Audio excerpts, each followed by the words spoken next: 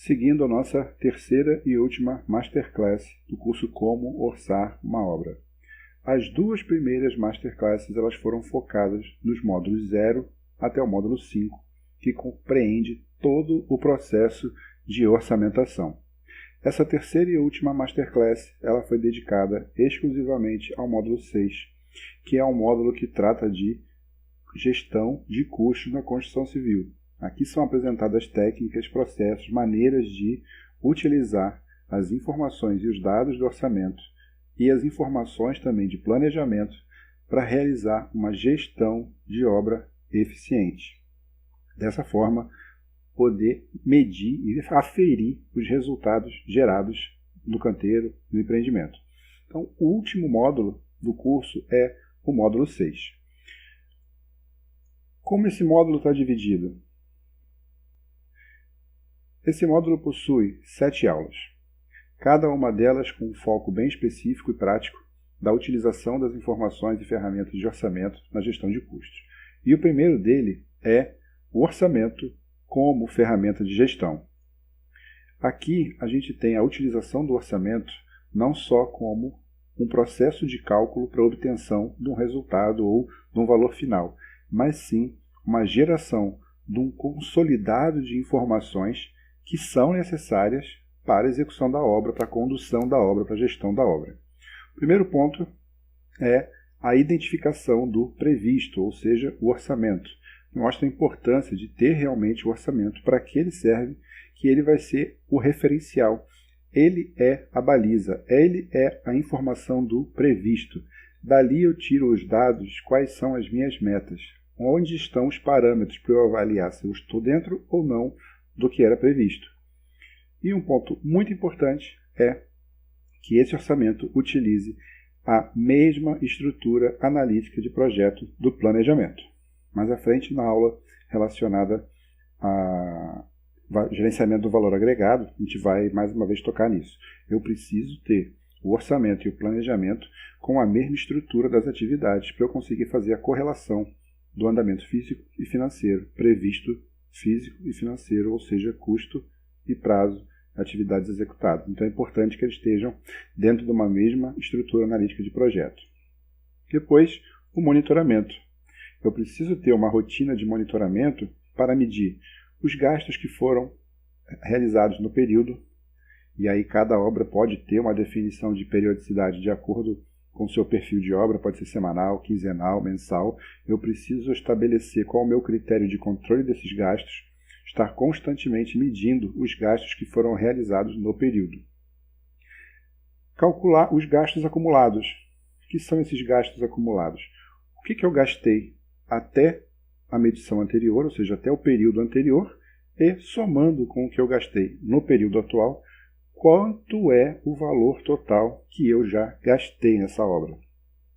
Outra informação importante é quanto falta gastar. E essas leituras, essas informações são reais.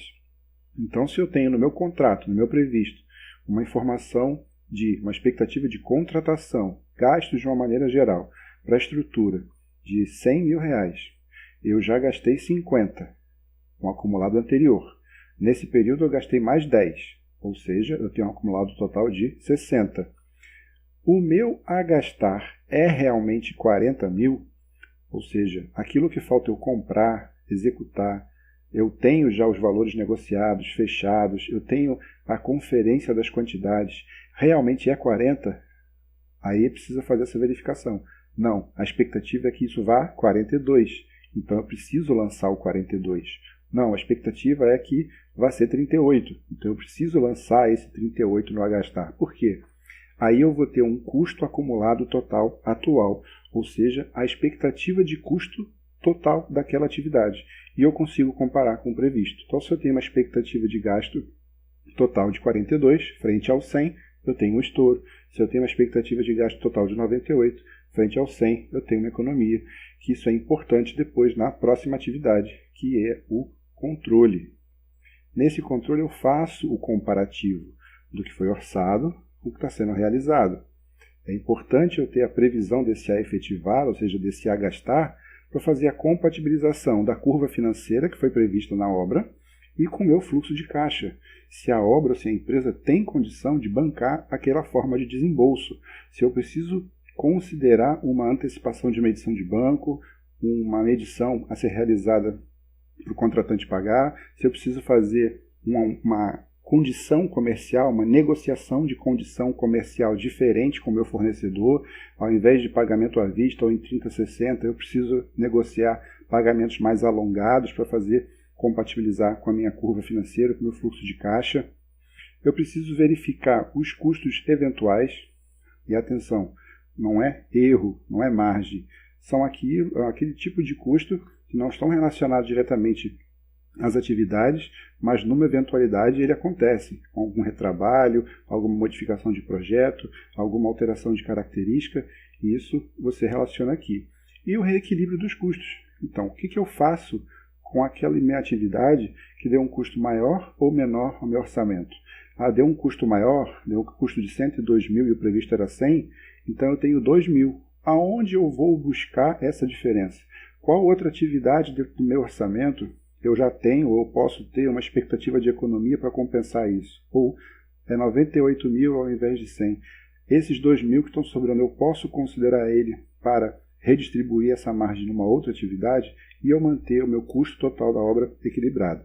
Então é importante essas três etapas. A previsão, ou seja, minha referência, meu orçamento, o monitoramento, que é o processo constante de avaliar o que está sendo gasto, medir quanto que já foi gasto, fazer o dimensionamento, a expectativa de gasto futuro, fazer a minha conta do gasto total e no controle fazer a comparação do que está gasto, o que foi realizado, com o que foi orçado, o que é previsto acontecer, eventualidades e a redistribuição disso no orçamento. Esse é o processo de gestão do custo. Então aqui, dentro dessa aula, você tem as ferramentas para fazer isso e é disponibilizada também uma planilha onde você vê na prática isso acontecendo. Tá? Essa planilha é para ajudar a controlar e lançar essas informações de uma maneira bem prática e você consegue ter uma leitura da saúde financeira, da compatibilização do teu orçamento com a execução da obra. A próxima aula é a modulação de equipes de trabalho. E essa aula ela traz uma compatibilização entre orçamento, planejamento e as necessidades da obra. E ela é dividida basicamente em duas etapas. Quando eu tenho composições que têm apenas um insumo de mão de obra e composições que têm 2 ou mais insumos de mão de obra. Então, num primeiro momento, a gente vê as composições que têm um insumo de mão de obra. E o que eu preciso fazer? A atividade vai ter a mesma produtividade do insumo. Ou seja, como eu tenho uma composição que possui apenas um insumo de mão de obra, a produtividade da atividade é a mesma produtividade do insumo. Então, ela é a mesma. Depois, com base nisso, ou seja, eu tenho a produtividade da atividade, eu preciso compatibilizar isso com o cronograma. Eu preciso da informação de, dentro do meu cronograma, dentro do meu planejamento, aquela atividade precisa ser desenvolvida em quanto tempo? Eu tenho ali a minha meta de prazo. Compatibilizar isso com a produtividade, com um cuidado para as unidades fracionadas, que aqui tem um grande perigo. Dentro dessa compatibilização com o cronograma, eu posso ter ali uma quantidade de mão de obra para atender aquele cronograma, como, por exemplo, 3,5 pedreiros dentro de uma semana. Eu não tenho como ter meio pedreiro, eu não tenho como ter 0,2 unidades de uma mão de obra. Então aí você precisa fazer o ajuste ou unidades inteiras de mão de obra ou fazer ajuste nos turnos de trabalho para buscar horas disponíveis a fim de transformar aquelas unidades fracionadas em unidades inteiras ou buscar alguma solução em termos de equipamento ou condições de trabalho que te garantam uma produtividade diferenciada. E aí faz um exemplo bem prático, com números, como que se aplica isso. E aí, fazendo o ajuste. Eu faço o ajuste da composição. Se eu cheguei ao ponto de a melhor condição que eu tenho é 3,9 pedreiros, eu vou precisar, infelizmente, considerar 4 pedreiros para poder fazer aquela atividade. Ou seja, eu estou considerando mais insumo do que o que eu precisaria, mas eu não tenho condição de contratar um insumo fracionado. Ou seja, aquela produtividade que está considerada na minha composição ela não poderá ser atendida. Como ela não vai poder ser atendida, eu preciso trabalhar com o valor real. Então eu volto essa informação para a composição e faço esse ajuste. Aí sim eu tenho uma composição unitária, considerando uma produtividade compatibilizada com o meu planejamento. Dessa forma eu sei que aquela atividade vai ser feita dentro do prazo necessário e eu tenho a leitura real do seu custo. Outra situação são insumos, né? São atividades que possuem 2 ou mais insumos de mão de obra. Ela é muito similar à anterior, com a primeira diferença da distribuição. Eu posso ter 2 insumos com a mesma produtividade e aí é como se fosse apenas um, né? Visto que um não vai ditar o ritmo do outro. Se os 2 insumos ou todos os insumos de mão de obra tiverem a mesma produtividade, é como se fosse apenas um insumo e trata da maneira como foi comentado antes. Se esses insumos possuírem produtividades diferentes, o que eu preciso fazer? Eu preciso primeiro calcular a modulação de equipe. Eu preciso descobrir qual é a relação entre esses insumos.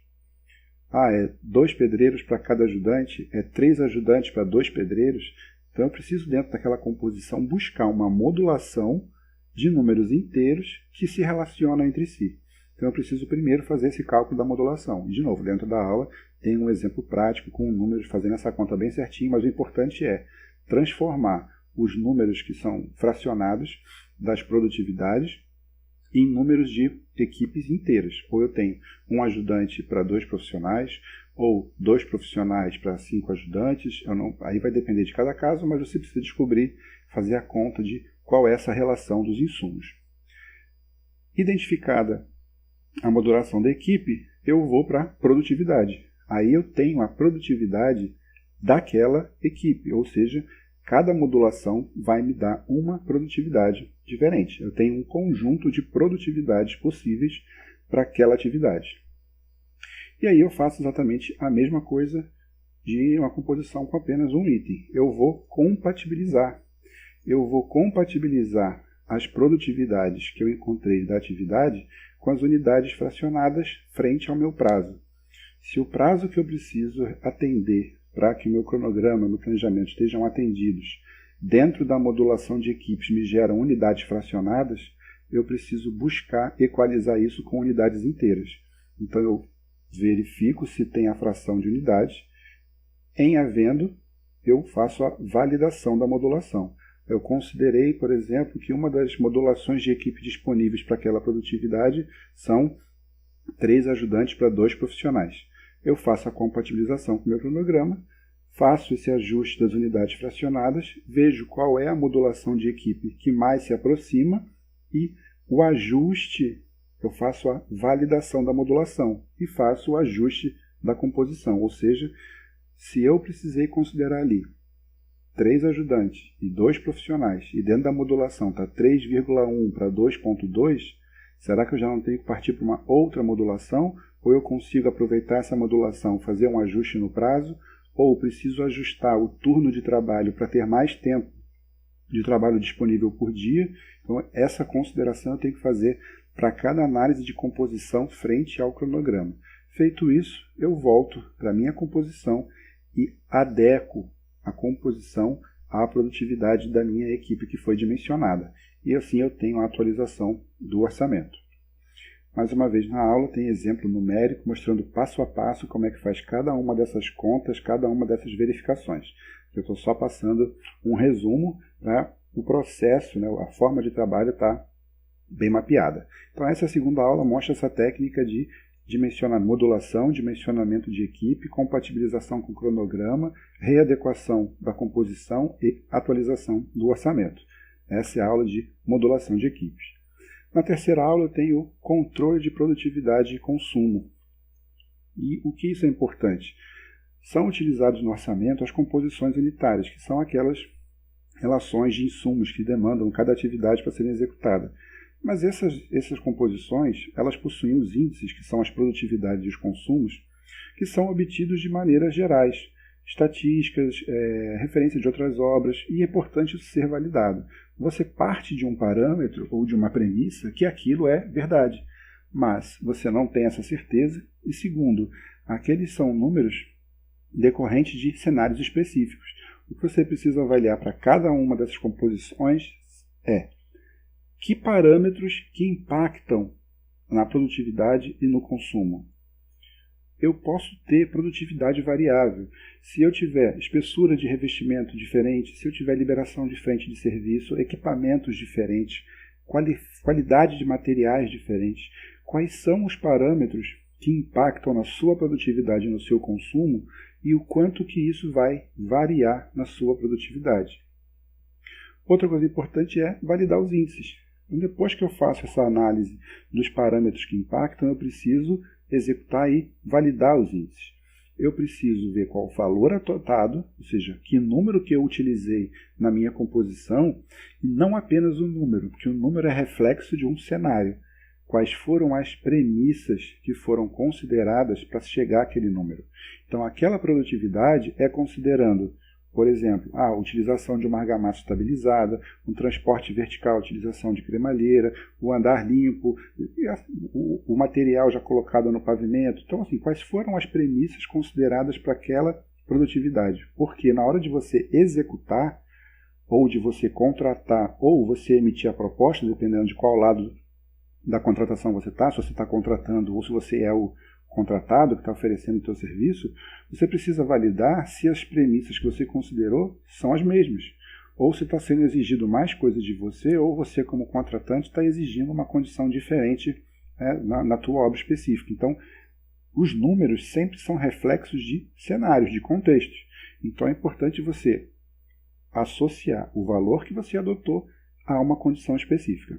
Então, é importante aqui validar esses índices com essas duas configurações. Qual o número que você adotou e esse número se refere a quais premissas. Fazer o trabalho de modulação da equipe é o trabalho que foi mostrado na aula anterior, ou seja, com aqueles índices, com aquela produtividade, com aquelas premissas, qual equipe de trabalho. Se você está prestando serviço, está vendendo serviço ou está montando a sua equipe e você tem lá dentro de uma composição unitária um insumo de um profissional e um ajudante com índices diferentes, você tem que cuidar para ver se você pode simplesmente colocar um profissional e um ajudante. Isso considera o quê? Que os dois têm a mesma produtividade. Imaginamos que seja 1 metro quadrado por hora. Tá, mas na sua composição, eventualmente, o servente estava com 0,7 metros quadrados por hora. E o pedreiro estava com 1,2. Ou seja, tem uma diferença aí. Eu tenho que achar qual é a modulação de equipe que eu faço para que esse serviço se mantenha na mesma proporção da minha composição. Senão eu vou ter o quê? Um custo maior, porque eu vou estar com trabalho ocioso. Então eu tenho que cuidar para a minha modulação de equipe seguir o dimensionamento adequado e que dê a produtividade da atividade.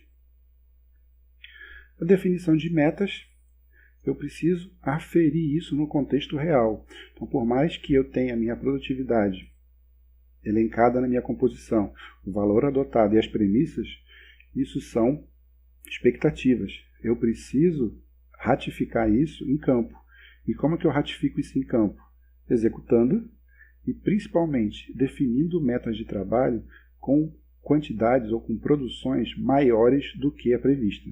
Porque se eu passar uma atividade com uma produção igual à prevista e for possível, em determinadas situações ou áreas de trabalho, uma produtividade maior, o profissional não vai buscar aquele diferencial.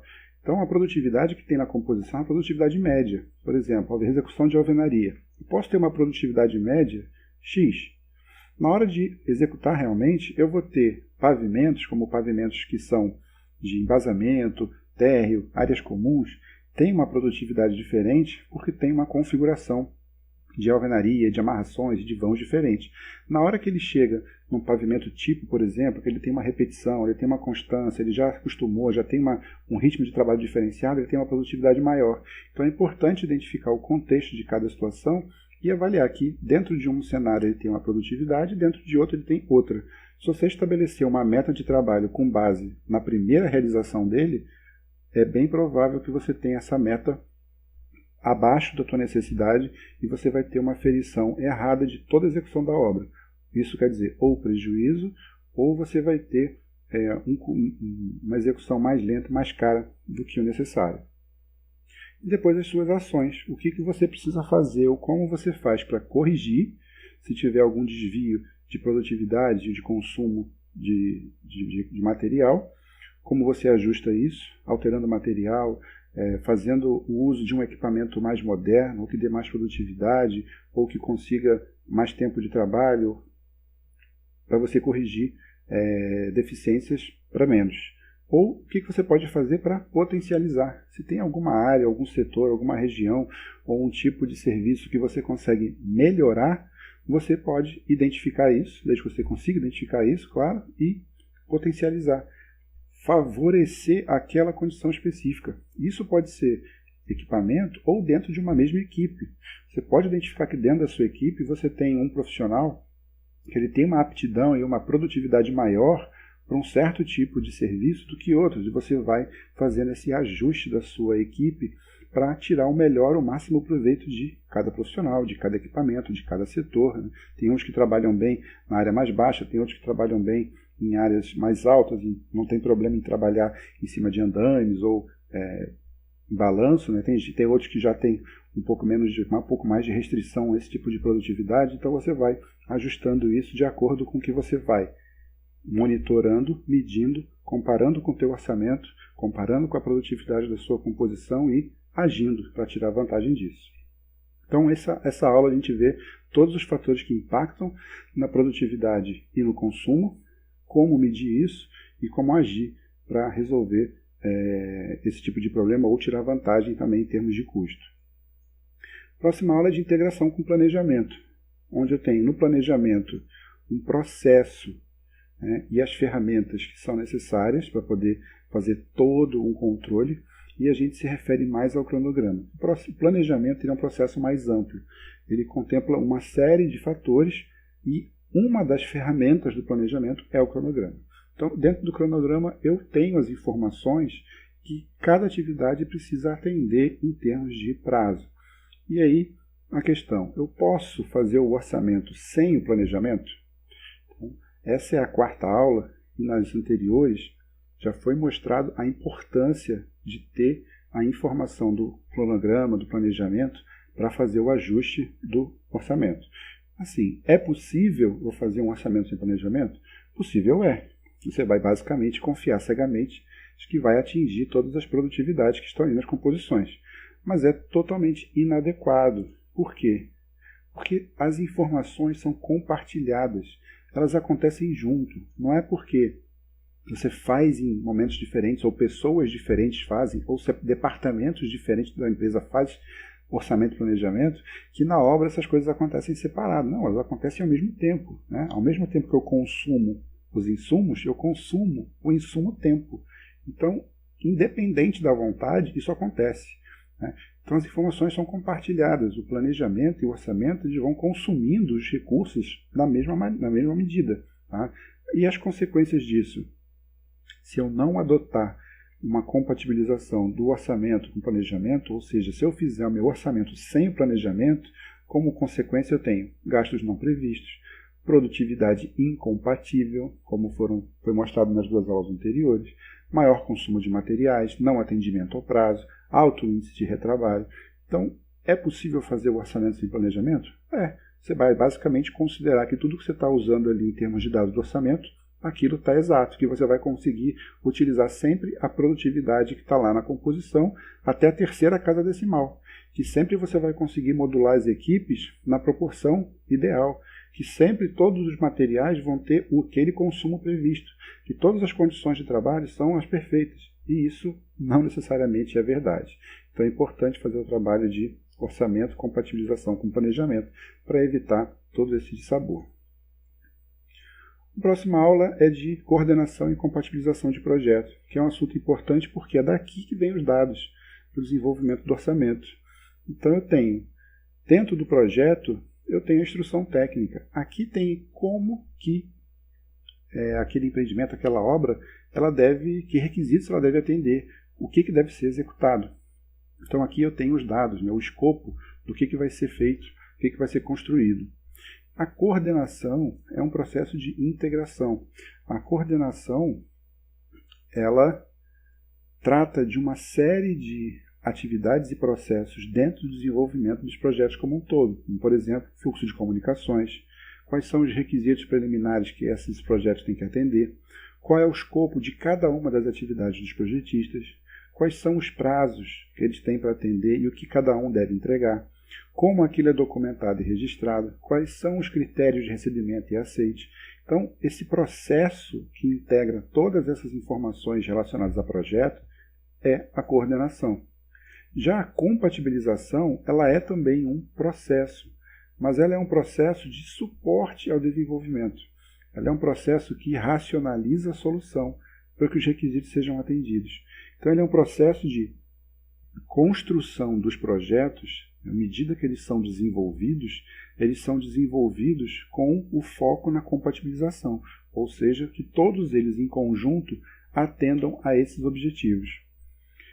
É função do coordenador de projeto, ou seja, quem é o coordenador de projeto, ele tem também a função de garantir essa compatibilização.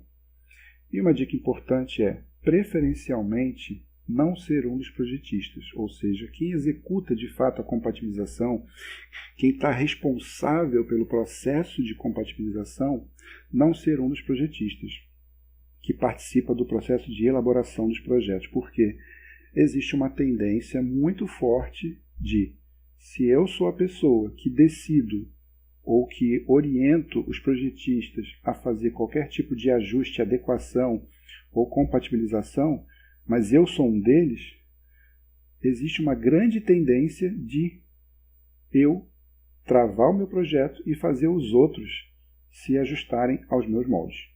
Por uma questão de prazo, por uma questão de custo, por uma questão de comodidade, lógico que vai também da qualificação, da ética profissional do projetista, mas isso infelizmente é comum de acontecer. Então, o processo de compatibilização, ele é construído ao longo do desenvolvimento das etapas do projeto. Não é uma etapa de todo mundo faz seu projeto, coloca um em cima do outro, conserta o que errou. Não, ele é construído compatibilizado. Cada um faz o seu estudo, cada um faz seu anteprojeto, senta, conversa, discute quais são as medidas que devem ser adotadas para atender os requisitos, para ter soluções mais racionais, e aí se constrói o projeto dessa maneira. Então eu preciso ter um responsável, o ideal é que ele não seja um dos projetistas envolvidos. Em termos de empreendimento imobiliário, é importante conhecer o ciclo do empreendimento, para entender em cada etapa dessa quais que são compatíveis com os processos de desenvolvimento do projeto, a prospecção, o desenvolvimento do produto, a legalização e a captação de recursos, a construção e comercialização em si e a entrega. Ou seja, cada etapa dessa tem um nível de detalhamento de projeto diferente, uma demanda de projeto diferente. Na prospecção eu parto para o estudo de massa, no desenvolvimento de produto eu já tenho um anteprojeto, eu já tenho alguma coisa de projeto legal para conseguir fazer a parte de legalização, eu vou desenvolvendo os projetos complementares, eventualmente eu tenho projetos complementares sendo desenvolvidos também ao longo da construção, lógico que não aqueles que acontecem primeiro como fundação, mas eventualmente eu tenho uns paisagismo ou algumas coisas de detalhes mais posteriores que podem ser desenvolvidos junto com a construção, entender isso, fazer o papel do coordenador e isso acontecer no momento correto. Definição do programa de necessidades, ou seja, aqui que vai estar o escopo dos projetos. Então, primeiro, o responsável precisa definir quais são as necessidades da obra. Essas necessidades são traduzidas em o que cada projetista precisa fazer e atender. A racionalização do projeto, ou seja, o nível de influência de cada um desses projetistas, de cada uma das soluções que foram geradas, né, em relação a custo e tempo. Muitas vezes, o que eu vou priorizar? Só o custo da obra, mas às vezes leva tempo demais, preciso inaugurar aquela loja, preciso inaugurar aquela reforma, eu preciso me mudar, eu preciso fazer isso em fases, eu posso abrir mão de algum tipo de equipamento ou de sistema para ter uma início de operação mais cedo, ou eu consigo fazer a melhor forma, o melhor custo-benefício para poder executar a obra, mas a liberação para uso não é um restritivo. Então, cada cenário é um cenário e isso precisa ser considerado para que o projeto seja desenvolvido de acordo com essa característica. As diretrizes técnicas, ou seja, quais são as informações que os projetos precisam atender, requisitos de desempenho, se tem alguma restrição ou direcionamento para sistema construtivo, questões de impactos sociais e ambientais, compensações, termos de ajustamento de conduta, impactos de vizinhança, uso e manutenção, né, como é que é feito o uso e manutenção, áreas técnicas, planos de manutenção dos equipamentos, então tudo isso é repassado depois para a operação, e as diretrizes de custo e prazo. Se eu tenho restrições de custo total, se eu tenho restrições de curva financeira, desembolso, se eu tenho alguma obrigação de prazos parciais ou totais, liberações de uso de parte do empreendimento ou do todo. Então, todos esses requisitos precisam ser definidos antes, para os projetos serem feitos considerando essas diretrizes. E o fluxo da compatibilização, primeiro eu tenho o estudo preliminar, e eu faço a primeira compatibilização. Então, a compatibilização é um processo, ela não é uma etapa que eu conserto defeito. Ela é construída ao longo do desenvolvimento dos projetos. No estudo preliminar feito, eu tenho a primeira compatibilização, que dá origem ao anteprojeto de todas as disciplinas, que é feita uma segunda compatibilização, que aí sim é feito o projeto legal, aí eu já não tenho mais alterações conceituais, aí eu tenho uma terceira compatibilização num outro nível de detalhamento, aí sim a geração do projeto executivo. Então não é uma etapa, é um processo que ela acontece e ela vai evoluindo em grau de detalhamento, em complexidade, né, da mesma maneira que o projeto vai evoluindo. Então essa é a forma de coordenação e compatibilização de projeto, que você tem as informações corretas, completas, precisas e necessárias, tanto para a execução do projeto, que isso é importante porque o projeto, o conjunto de informações de projeto, é a definição do escopo, o que vai ser feito, que eu preciso disso para desenvolvimento do orçamento e do planejamento. A sexta aula é de gerenciamento de valor agregado. É uma ferramenta muito valiosa para controle, para gestão de custo e prazo. O valor agregado é basicamente o valor em dinheiro do que foi produzido. Eu transformo as informações todas em termos de recurso financeiro, em termos de dinheiro. Então eu consigo comparar aqui o que foi orçado para o mesmo trabalho e o que foi orçado para o trabalho planejado. Eu consigo transformar parâmetros de prazo em equivalente em dinheiro e comparar com o orçamento. Então eu faço uma comparação. Quanto que custava para fazer o que foi feito e quanto que custou e quanto que eu gastei para fazer o que eu fiz. Então eu tenho essa relação entre os gastos que ocorreram e o trabalho que foi realizado. Eu consigo fazer a medição do trabalho que foi realizado frente ao que eu gastei para que aquilo fosse executado. Eu tenho uma comparação simultânea. Custo previsto pelo realizado e o prazo previsto vezes o prazo realizado. Nessa ferramenta eu trago todas as informações para o parâmetro dinheiro e eu consigo comparar. Para fazer o que foi feito, eu gastei mais ou menos do que o previsto? Eu consigo uma comparação. O prazo que foi gasto para fazer aquilo é mais ou menos do que o previsto? Então eu consigo fazer essa leitura combinada desses dois elementos dentro de uma mesma ferramenta. É um sistema de gerenciamento de projeto que consegue o seguinte, ou seja, ele responde a seguinte pergunta: o que conseguimos com o dinheiro que gastamos? Os conceitos básicos do valor agregado. Todas as etapas agregam valor. O valor agregado pode ser comparado aos custos orçado e atual. E o progresso físico é medido em dinheiro. Então, esses três conceitos dão toda a base para o desenvolvimento da ferramenta. Quais são os elementos básicos? O cota, que é o custo orçado do trabalho agendado, ou seja, quanto que é o valor previsto em orçamento para fazer o que eu tenho planejado. O COTR, que é o custo orçado do trabalho realizado, ou seja, aquilo que foi efetivamente realizado, qual o valor que eu tenho no orçamento para aquilo. E o custo real do trabalho realizado, ou seja, quanto custou para fazer aquilo que foi executado. Com esses três elementos, eu consigo fazer uma leitura do andamento da situação da obra. Então eu tenho aqui três tipos de variações possíveis. A primeira é a variação de custo, ou seja, é a diferença entre o COTR e o CRTR, ou seja, para fazer o trabalho que eu fiz, quanto que eu tinha orçado e quanto que eu gastei. Essa é a variação de custo. Preferencialmente, eu tenho que ter um valor orçado igual ou maior do que o gasto. Eu não posso ter mais gasto do que previsto. Variação de prazo é a diferença entre o COTR e o cota, ou seja, utilizando os parâmetros de orçamento, ou seja, dentro do mesmo referencial de prazo, quanto que eu gastei e quanto que era para eu ter gasto. Eu tenho a minha variação de prazo. E a minha variação de tempo, ele é encontrado graficamente, é uma construção gráfica, onde eu consigo visualizar num gráfico, uma escala de tempo, a diferença em tempo entre o previsto e o realizado. Todas essas informações aqui na aula a gente tem em detalhes, com exemplo numérico, a construção de cada um desses itens. Aqui está passando um resumo só para ajudar na fixação dos conceitos e dar uma relembrada nos principais elementos.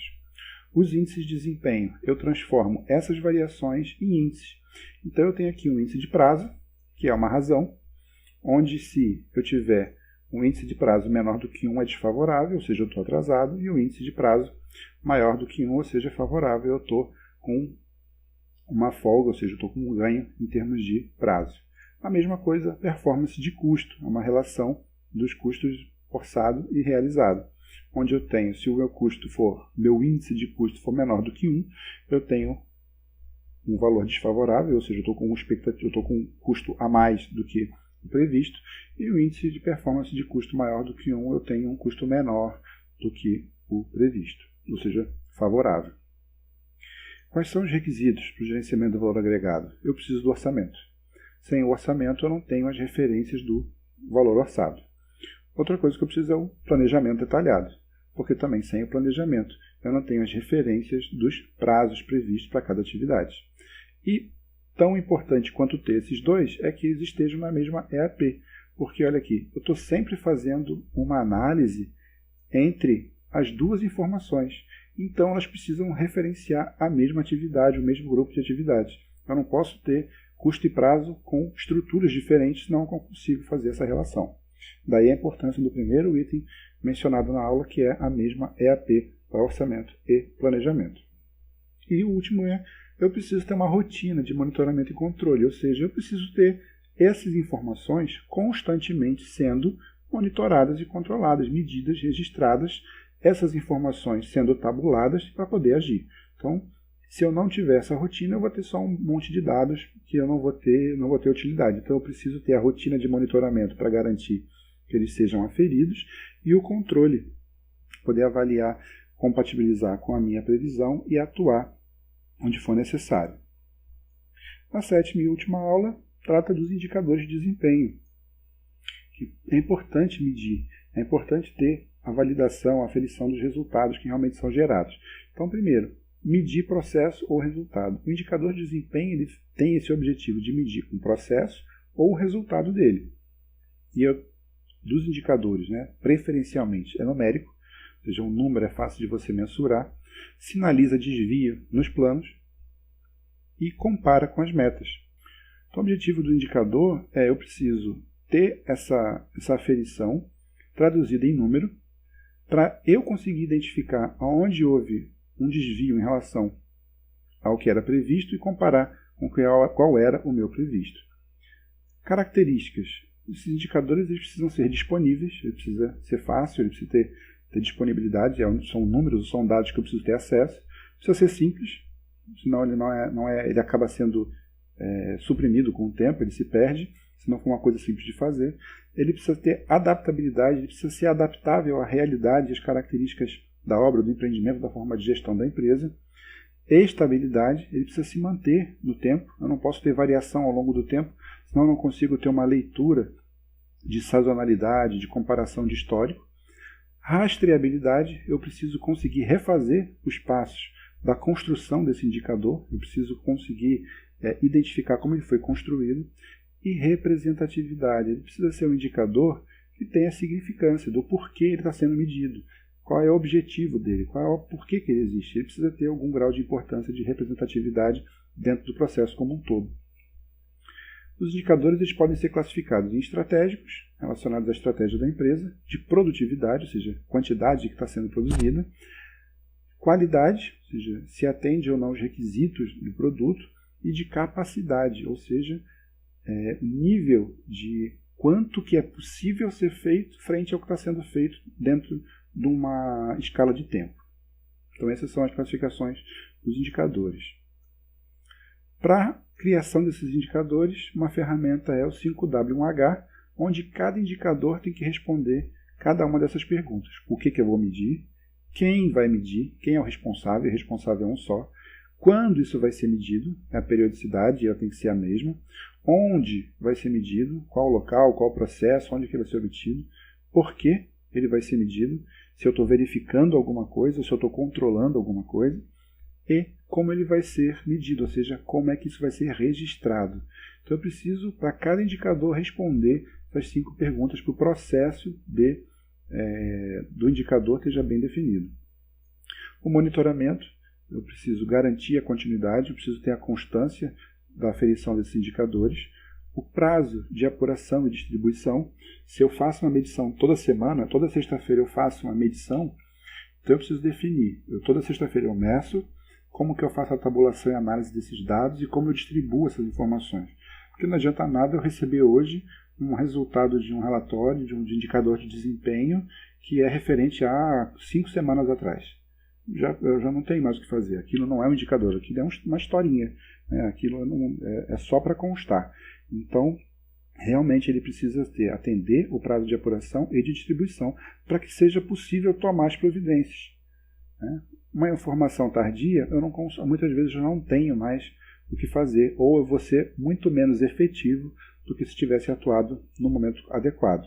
E distribuir as responsabilidades. Os indicadores, fica claro quem é o responsável por executar alguma coisa e os próximos turnos, ou as próximas vezes que a evolução do indicador vai ser atendida ou vai mostrar o impacto da atuação daquele responsável.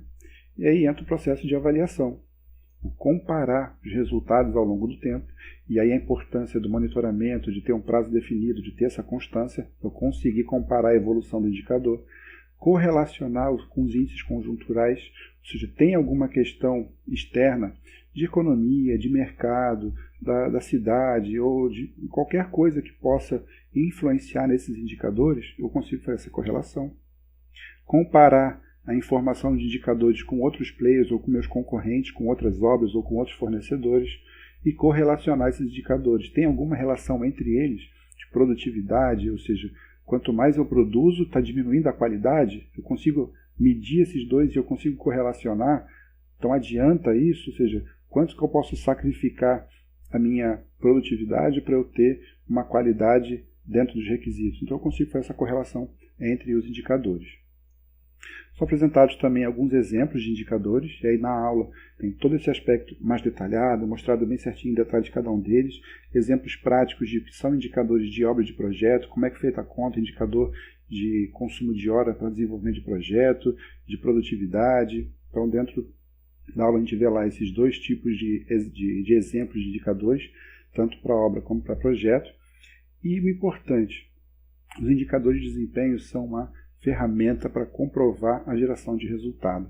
A gente só consegue mostrar a importância do nosso trabalho e o como que ele tem eficiência, como que ele tem qualidade e o quanto que ele é necessário se eu conseguir traduzir isso em números, se eu conseguir traduzir isso em indicadores e mostrar. Olha, o investimento em uma equipe de verificação ou fiscalização na obra, na aula de terraplanagem, para medir, para fazer os ensaios, isso me deu um prazo de execução menor, ou me deu uma qualidade de produto melhor, ou diminuiu o retrabalho, ou diminuiu os custos extras com A, B ou C. Eu consigo ter dados, ter uma ferramenta para mostrar com dados a eficiência ou o efeito de cada atuação. Ou mesmo mostrar que em determinado momento algum indicador foi tendo uma piora ou foi se descolando da meta de custo ou de prazo. Você mostra onde você fez a sua intervenção, com modulação de equipe, com redimensionamento de equipe, ou com aquele equipamento que você buscou disponibilizar para a obra, ou de repente com uma contratação de uma empresa com um know-how diferenciado e a mudança de comportamento do indicador mostra que aquela sua ação foi efetiva e você justifica, comprova a importância do teu trabalho como engenheiro, como residente, como fiscal, como gerenciador na execução da obra. Sem o indicador, isso não é possível, porque as informações se perdem, fica só na base do subjetivo e acaba não dando a real importância e o peso que cada atividade tem. Esse 6º módulo, Ele é exclusivo para atividades bem práticas, de aplicação prática das informações e das técnicas de orçamentação e de planejamento na gestão de custo da obra.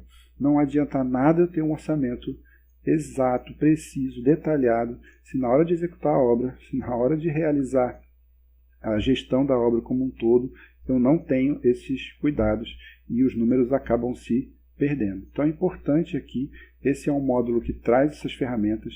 Cada aula dessas é mostrada em detalhes como esses números são construídos, tem planilhas de apoio para mostrar como faz essa medição, como faz esse acompanhamento, e isso encerra aqui o 6º módulo, que é o último módulo da parte principal do curso Como Orçar uma Obra.